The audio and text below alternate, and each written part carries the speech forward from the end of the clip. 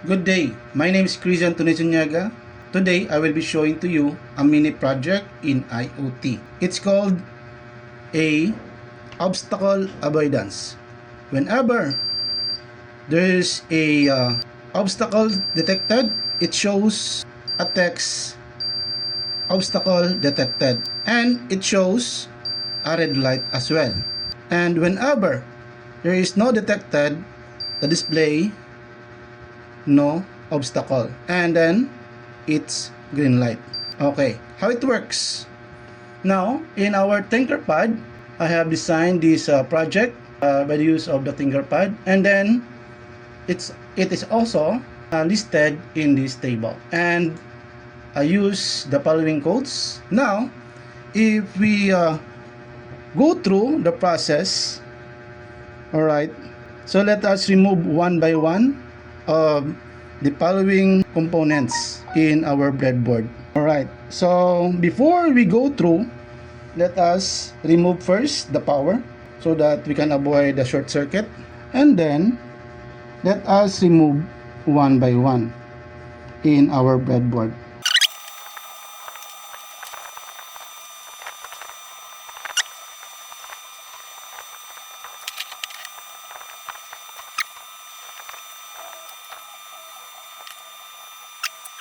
Now that we already removed all the components from Arduino and then from the breadboards, including its cords, now let us identify the part of our breadboard. So the part of our breadboard is divided into two. So as you can see, there is what we call line right here, and this portion is not connected to this portion. Unless otherwise, you need to connect these two, all right, by the use of the jumper. But by the use of our sketch, okay, now we will be able to match our design into our actual components. So now let us first connect our lead. Okay, so our lead has two identifier. The positive is the longer one, and then the shorter one is the negative. Now let us connect to our breadboard.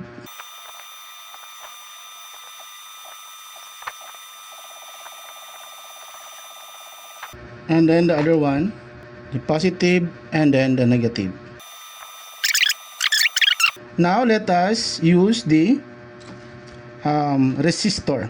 So for our resistor, I have an available resistor, the 1000 ohms, but you can also use 150 to 220 ohms for your project. So this one is connected to the negative pin of our red lead, and then it also goes to a negative line of our breadboard. Make sure that you properly attach so that you will avoid loss of connection. Okay, sorry, so this will be in the negative. Okay, then another one, this will be also connected to a negative pin in a green lead light, then also connected to a negative. Okay, so make sure that you properly install. Okay, so take a look, then compare to our design. All right, so now let us go to the another connection. So for our connection, we need to use a longer jumper so that we can connect the red lead to our Arduino Uno. This one goes to number 8.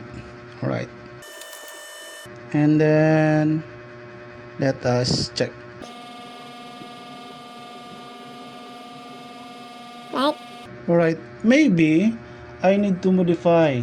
Alright, so this will be the connection for this one, and then this one.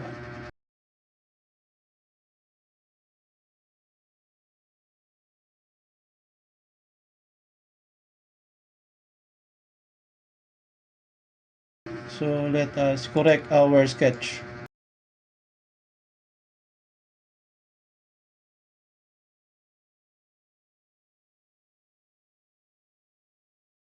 Let us correct our sketch because I have identified that there is a misconnected in our design.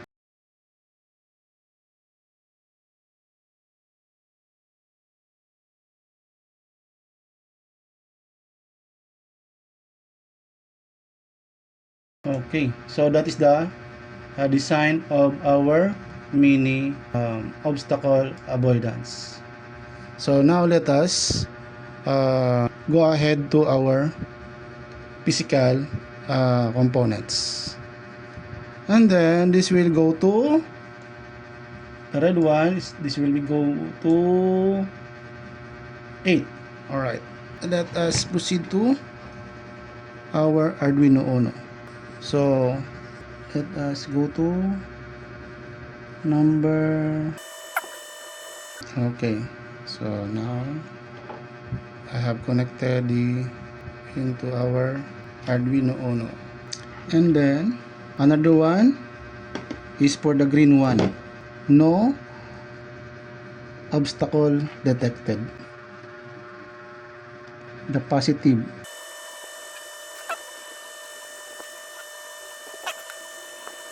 As you notice, I have not followed the design fully because in this column is has a series connection. Either in this pin right here will go. Alright, so as you can see, not adjacent. Okay, so for the green one is for the number 9.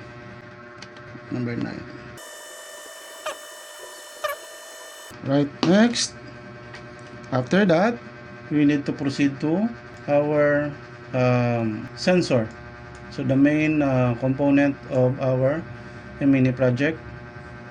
So the sensor, where are you? Okay, so for our sensor, if you take a look, we have the out, the ground, and then the power. For our sensor obstacle avoidance, so the left pin is for our BCC. So what is BCC? Voltage common collector. Voltage common collector, and then the center is for the ground, and then we have for power.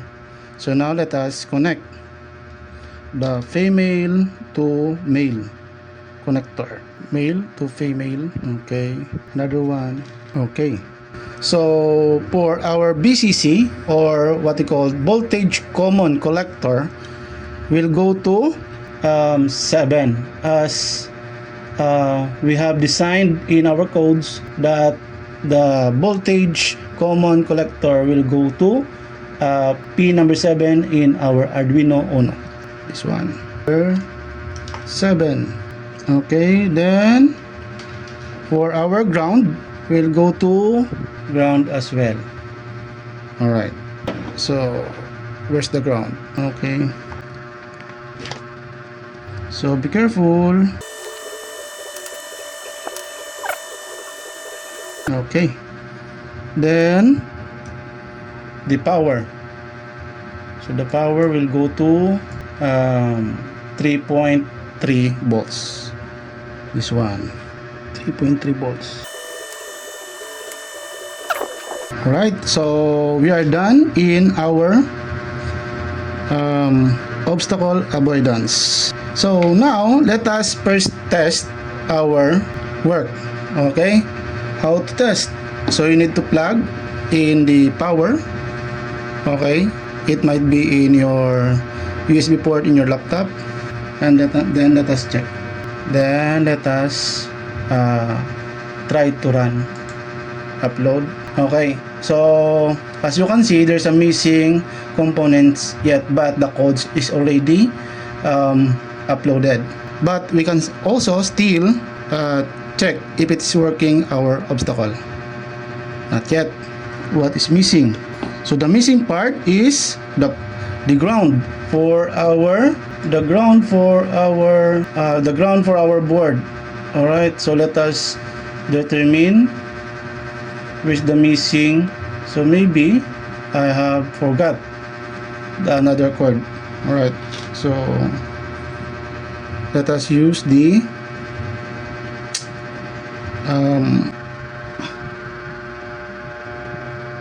okay, so you need to remove first the power so that you can avoid the short circuit. All right, negative, and then we'll go to the ground. So in our sketch, there's a missing connection. All right, so let us use, now let us connect. All right, so obstacle avoidance. All right, so now let's go to the ground and then connect. Okay, and then let us connect. All right, so now I have tested that the obstacle avoidance now working. Disconnect and then connect. All right, it's removed and then return BCC. So for the BCC number 7. Okay, so make sure that all of the pins are properly connected, and then let's go. So now let us finish our connection. Let us put the buzzer. Right, so for the buzzer, let us connect.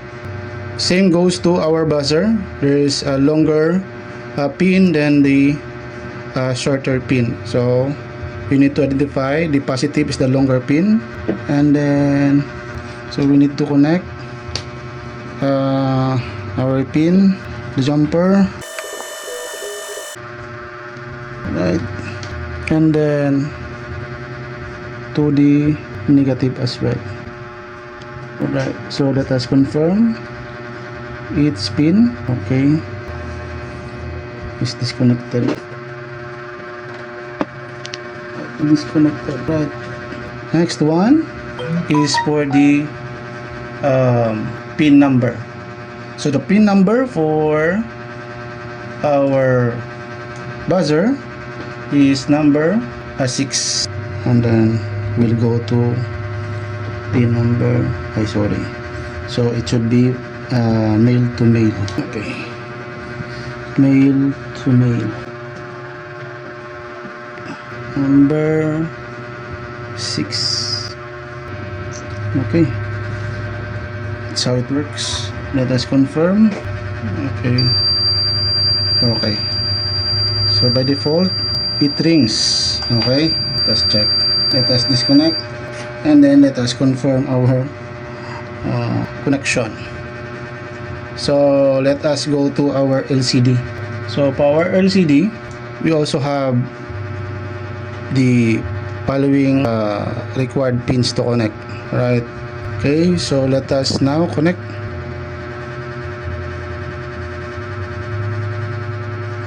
Alright, so what is the meaning of all of this?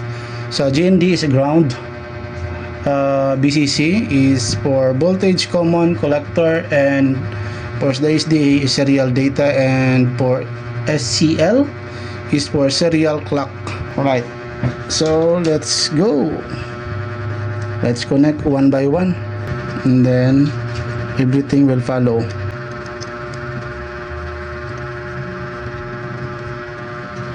If there's an error later, we can troubleshoot, but for now let us finish our connection. Okay, so we have for ECL, let's go to, based on our connection, we need to go to analog port number A1.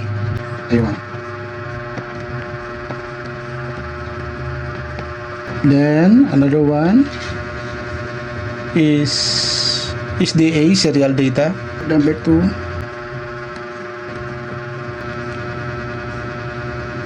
Okay, next for our voltage common collector, we'll go to the 5 volts. Okay, next one for the ground. Okay,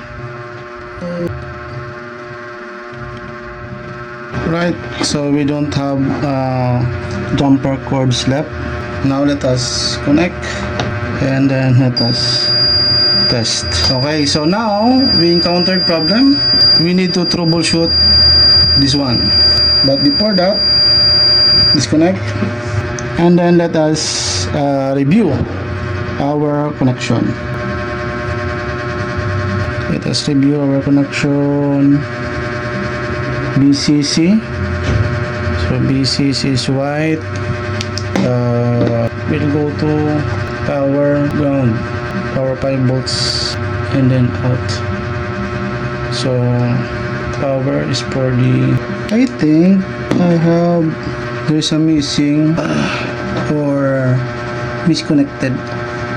Alright, so this will go to, because out will be and then this will go to 3.3 volts.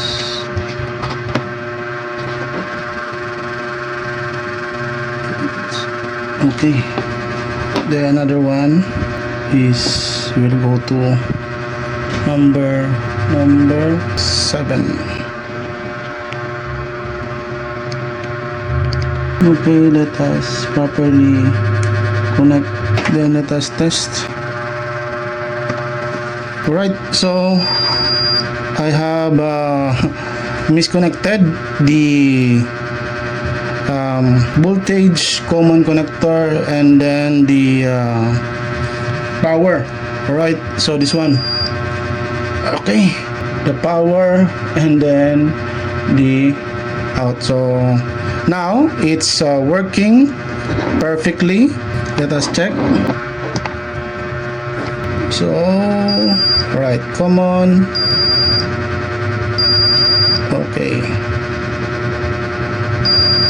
right, let us, okay, the process. Right, so as you can see, or this one, it could be better. Okay,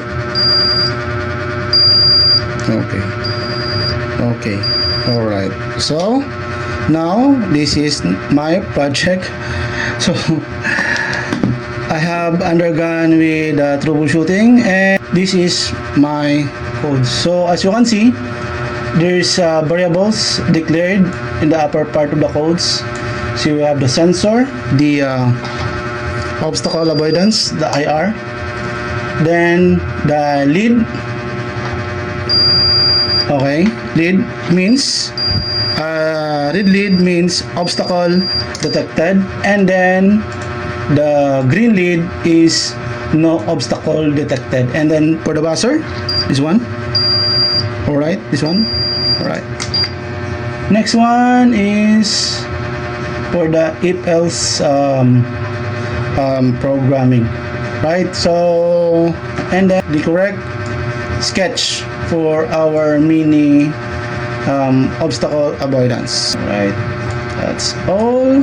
And then for the table, right.